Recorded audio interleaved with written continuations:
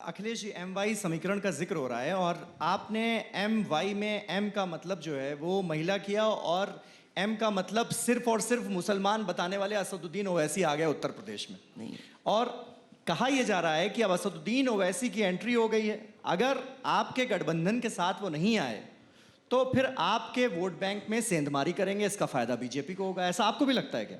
Samajwadi party ने M Y 2 किया है तो एम स्क्वायर वाई स्क्वायर किया है।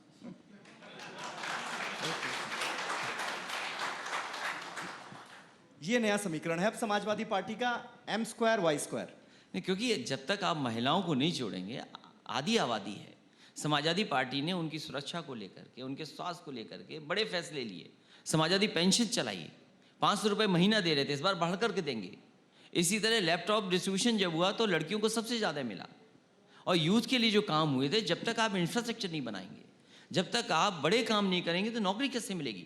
यही SCL लखनऊ में इसको लाने का काम समाजवादी पार्टी ने किया और उसका परिणाम ये है कि आज हजारों की संख्या में जो सॉफ्टवेयर इंजीनियर हैं वो ट्रेनिंग पा रहे हैं। मंडियों को बेहतर किया, डेयरी को लेकर के समाजवादी पार्टी ने काम किया। अमूल डेयरी का प्लांट खुल गया यहाँ पर, आपका कानपुर देहात में एक डेयरी का प्लांट खुला है अमूल का। तो इन क्षेत्रों में जब तक काम नहीं होंगे तब तक नौकरी और रोजगार कैसे मिलेंगे? इसलिए समाजवादी पार्टी ने इंफ्रास्ट्रक्चर पे जहाँ काम किया, वहीं रोजगार के अवसर कैसे हों, नौकरियाँ कैसे ज़्यादा मिलें, उस दिशा में भी काम हुआ। अखिलेश जी, आप MY समीकरण कर रहे हैं, एक पुराना समीकरण लेकर बीजेपी भी बैठी हुई है आपको लेकर के, और वो समीकरण है लॉ एंड ऑर्डर का। तो क्या आपको लगता है कि बिहार में जिस तरीके से बीजेपी ने प्रोजेक्ट किया था लॉ एंड ऑर्डर को, वो इस इलेक्शंस में आपको लेकर के भी प्रोजेक्ट हो सकता है और उसका नुकसान हो सकता है? जो लॉ एंड ऑर्डर का सवाल है, पूरे देश में कहीं IPS फरार नहीं होगा, उत्तर प्रदेश में IPS फरार है। और हाल ही में देखिए आप, पुलिस ने फरार किया हुआ है पुलिस को। गोरखपुर में 6 लोग हैं जिन पे आरोप हैं, वो कमरे में घुस गए व्यापारी के, और जानकारी ये मिली है कि वो गाड़ी देख लेते थे कि आउट ऑफ यूपी कितने रजिस्ट्रेशन हैं गाड़ियों पर, और पता करके कि किस कमरे में व्यापारी बैठे वहीं पर पुलिस पहुंच जाती थी, वो वसूलती थी। क्या यही लॉ एंड ऑर्डर है कि पुलिस ने एक व्यापारी की हत्या कर दी गोरखपुर में? क्या यही लॉ एंड ऑर्डर है? और नेशनल ह्यूमन राइट कमीशन ने सबसे ज़्यादा नोटिस अगर किसी सरकार को दिए तो उत्तर प्रदेश की सरकार को दिए। कस्टोडियल डेथ सबसे ज़्यादा अगर कहीं हुई है तो उत्तर प्रदेश में हुई है। ये जो रिस्पॉन्स सिस्टम बनाया समाजवादी पार्टी की सरकार में, डायल 100 जो अब डायल 112 है, ये सबसे अच्छा रिस्पॉन्स सिस्टम समाजवादी सरकार का बना हुआ है।